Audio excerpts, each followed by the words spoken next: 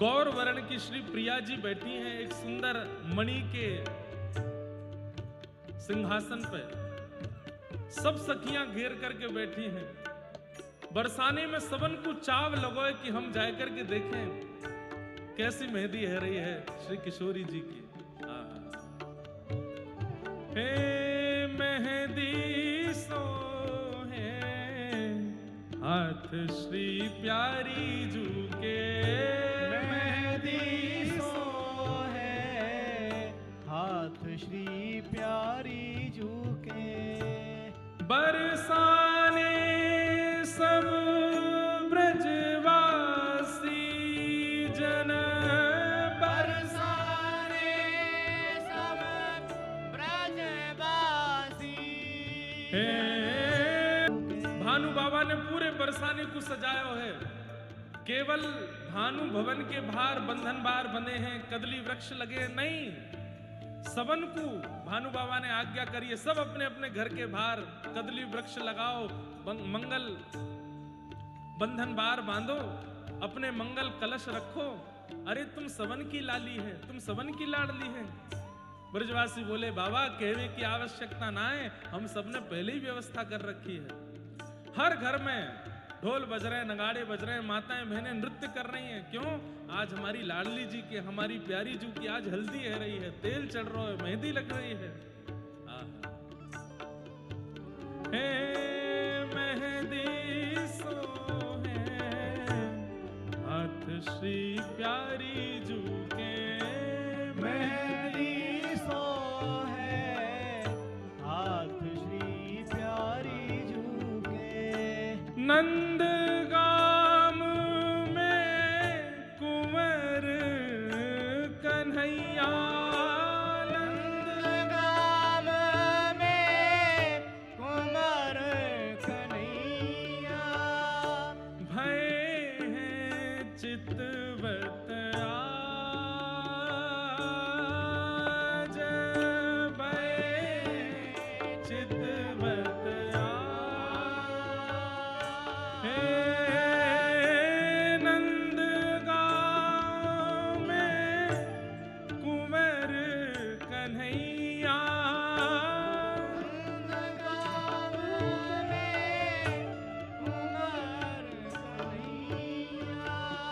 भय है चिंतित आज, भय।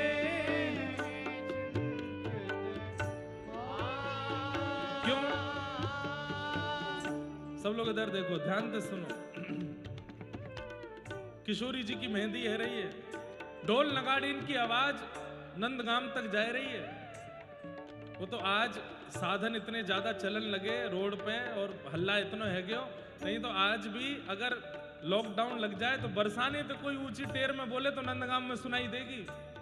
इतनी दूरी ना है, आज भी दिख जाए नंदगाम बरसाने थे। महाराज ढोल नगाड़े बजन लगे सो ठाकुर जी अपनी अटारी पे जाके देख रहे हैं, बोले अरे मधुमंगल जी कहा हेरो है, कहा हेरो है। सब कहने लगे, बोले लाला तो ना पता, बोले कहा भैरो है, बोले श्री जी की मेहंदी है रही है, श्री जी की हल्दी है रही है आज। ठाकुर जी इतना सुनते ही चिंतित है गए। काहे को चिंतित है गए? बोले जो हाथ मेरे हाथन में आनो चाहिए वाकू कोई और पकड़ के 2-2 घंटा बैठे को रचना बनावे को हाथन में। जा हस्त कमल पे मेरो अधिकार है, मैं रचना सिद्ध करूंगा, वाप में कोई और रचना सिद्ध करेगा। बोले लाला अगर या मंगल विधान में या मंगल क्रिया में, लाला ने धीरे यहां ध्यान दो, या मंगल विधान में वस्त्र कोई बनावे, सहरो कोई बनावे, बाकी की सब क्रिया कोई करे, पर श्री जी के हाथ में बहुत दिनांत तक रचवे वारी ये मेहंदी, ये तो मेरे हाथन से ही रचनी चाहिए। मधुमंगल थे ठाकुर जी बोले अभी रचना भई तो ना होगी, बोले अभी तो ना भई लाला, रचना के मिस मैं ही जाऊं, रचना के मिस मैं ही जाऊं, हे रंग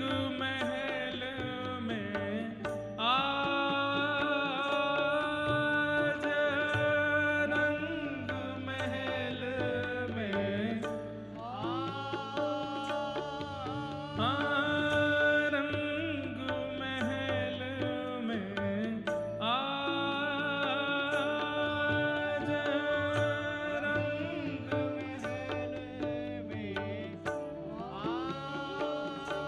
ठाकुर जी बोले मधुमंगल, यदि आप पूरे ब्याह में एक क्रिया मैंने न करी तो मन न लगेगा। बोले कहा? बोले किशोरी जी के हाथ में तो मेहंदी की रचना मैं करके आऊंगा, स्वयं जाऊंगा। मधुमंगल बोलो लाला तेरो बड़ो विचित्र स्वभाव है, कभी मनहारी बन के जावे, कभी जोगी बन के जावे, कभी कछु बन के जावे, अब मेहंदी रचावे वारी बन के जाएगो। ठाकुर जी बोले और नहीं तो कहा, श्री श्यामा जू के रिझवन कारण, श्यामा जू के रिझवन कारण, श्यामा जू के रिझवन कारण, श्यामा जू के रिझवन कारण, लाला नए नए रूप बनावे, लाला नए रूप बनावे, हे कान्हा नए नए रूप बनावे, कान्हा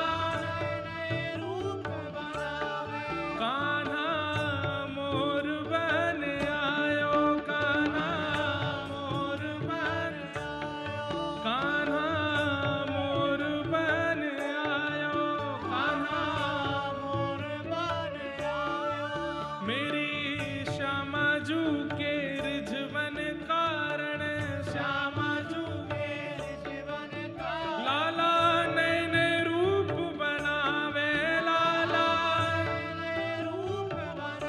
ओ लाला नए नए रूप बनावे, लाला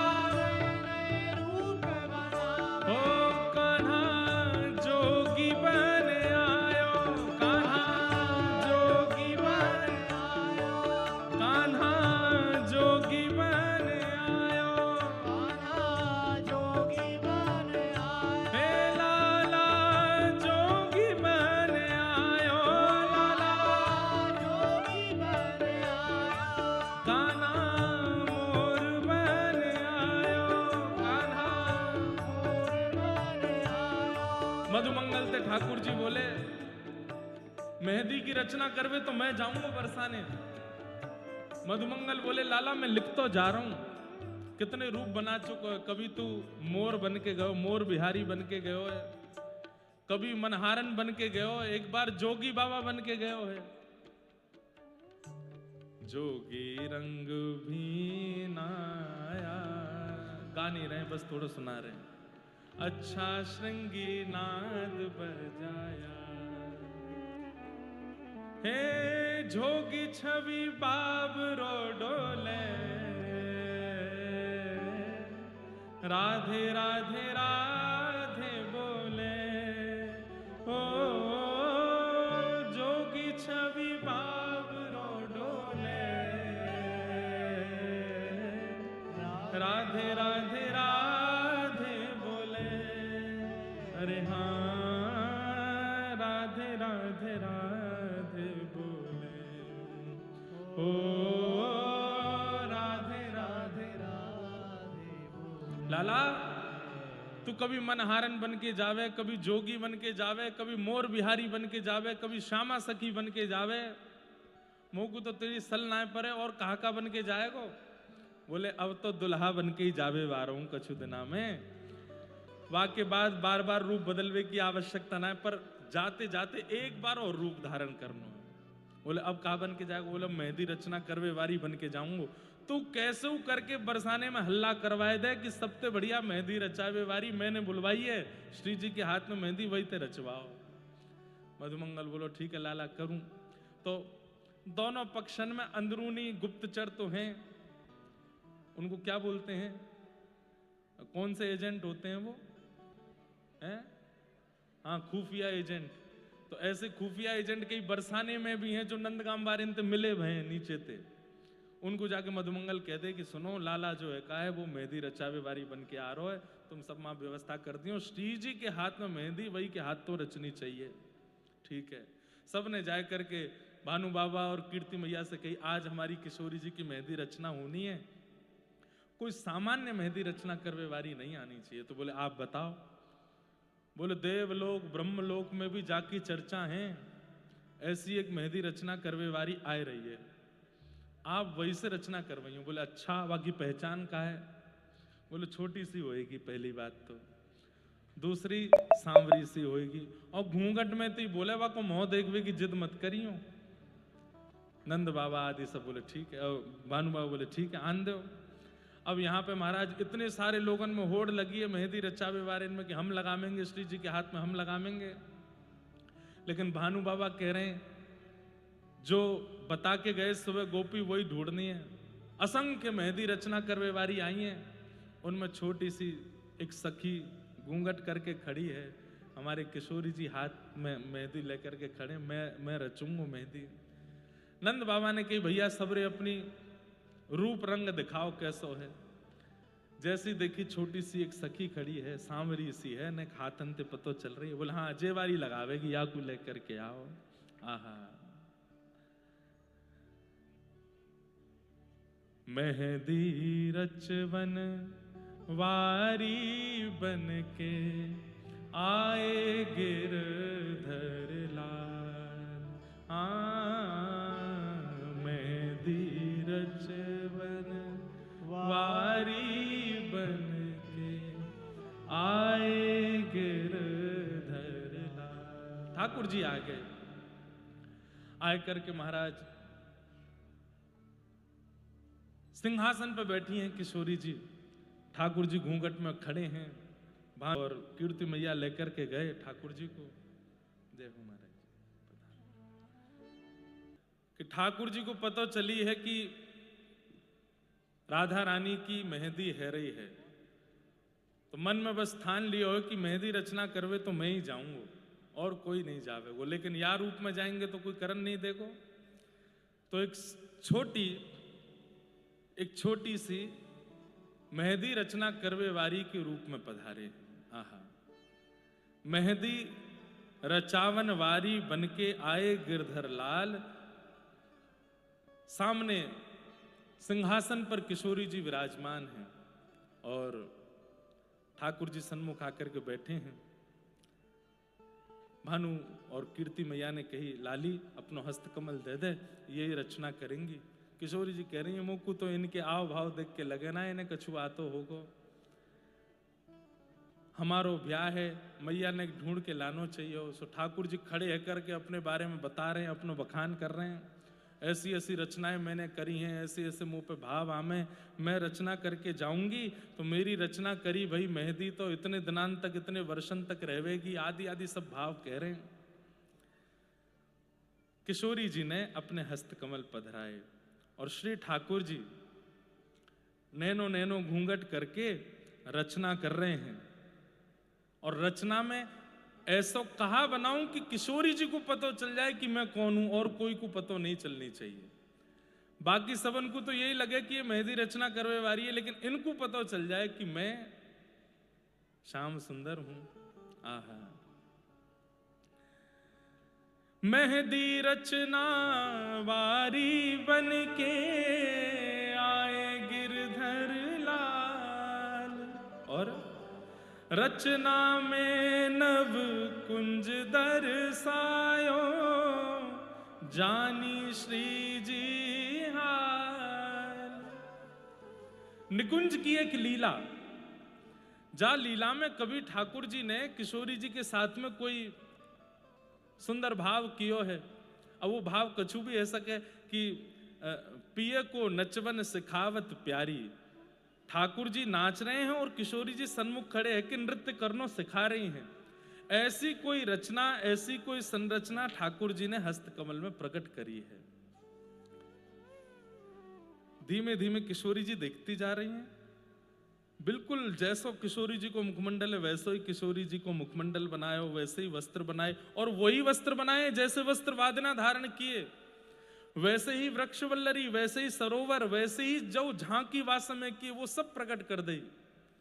और फिर जैसे ही अपनो स्वरूप बनाने लगे और अपनो स्वरूप पूरा बनाने के बाद जैसे ही मोर मुकुट धारण करायो रचना में, किशोरी जी बोली अरे ये तो नव निकुंज की एक लीला है, जहां लीला में ललिता भी नहीं गई है, विशाखा भी नहीं गई है, मेरी अष्ट सखी भी नहीं गई हैं, और श्याम सुंदर भी अकेले पधारे, उनके भी अष्ट सखा नहीं आए। ये लीला आपको कैसे पता, या लीला को आपकी कैसे खबर पड़ी? सो ठाकुर जी ने एक सौ घूंघट करके ऊपर करके बोले, क्योंकि ये लीला हमने ही तो करी, हमने ही तो रचाई। अरे श्यामाजू, 3 दिना बाद कहा देखो कि दुल्हा के रूप में, आज देख लो, आज आए हूं ऐसा बन के। आहा, किशोरी जी पहचान गई तो श्याम सुंदर हैं। तुरंत नजर उठा के इधर उधर देखने लगी, कोई ने पहचानो तो नहीं? बोले पहचान जान दो, वैसे वो ब्याह तो टूटेगा ना, अब तो ब्याह तो होना ही है। मेरी तो बस एक ही अभिलाषा है कि किशोरी जी के हस्त कमल में मेहंदी की रचना मेरे हाथन से हो। किशोरी जी ने रचना करवा ली, दोनों हाथन में 2 निकुंज की लीला ठाकुर जी ने प्रकट कर दी, और प्रकट करके अब किशोरी जी बोली अब कोई पहचाने, क्योंकि रचना इतनी सुंदर करी है कि अब सबन के हाथ आगे आ रहे हैं। ललता जी बोली मेरू लगाए दे, विशाखा बोली मेरू लगाए दे, सब सखियां अपने अपने हाथ आगे कर रही हैं। तो किशोरी जी कह रही हैं कि अब सबके मेहंदी रचनी पड़ जाएगी, आप जल्दी जाओ यहाँ से। ठाकुर जी बोले मेहंदी लगावे की दक्षिणा नहीं दोगी हमें? बोले कहा दक्षिणा चाहिए? आहा, क्या मांग रहे हैं ठाकुर जी? सबकी मेहंदी रचनो जानू, सबकी मेहंदी रचनो जानू, मैं सबकी मेहंदी रचनो जानू, सबकी मेहंदी रचनो जानू, पर आपन हाथ न आए, आपन हाथ न।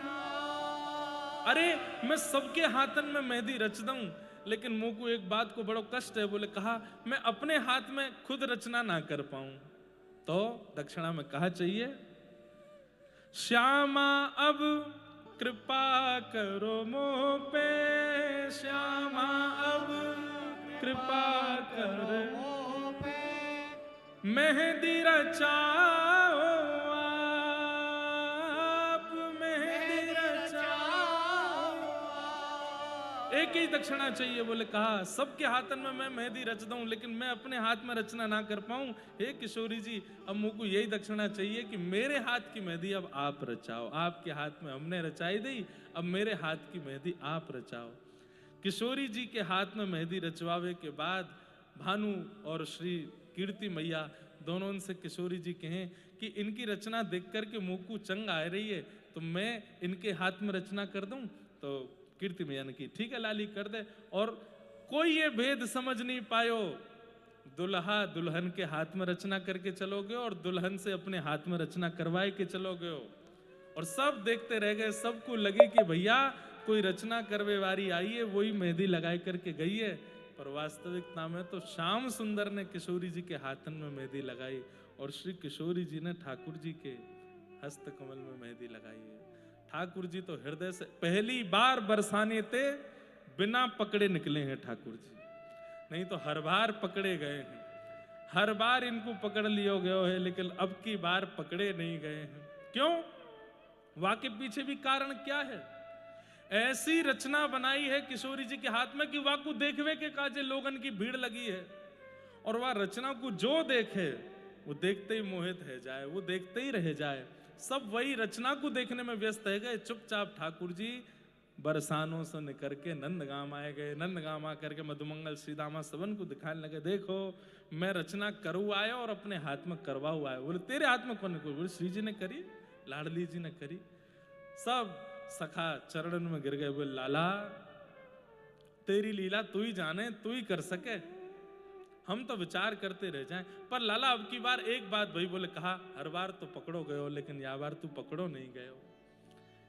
बोले बस अब ये अंतिम इच्छा मेरी पूरी है गई, ब्याह के बाद तो कौन रोक टोक करेगा बरसाने आवे जावे में, पर ब्याह से पहले एक बार और छद्म भेष में जानो, वो मैं करके आए गए हूँ। बोलो लाडली लाल की जय।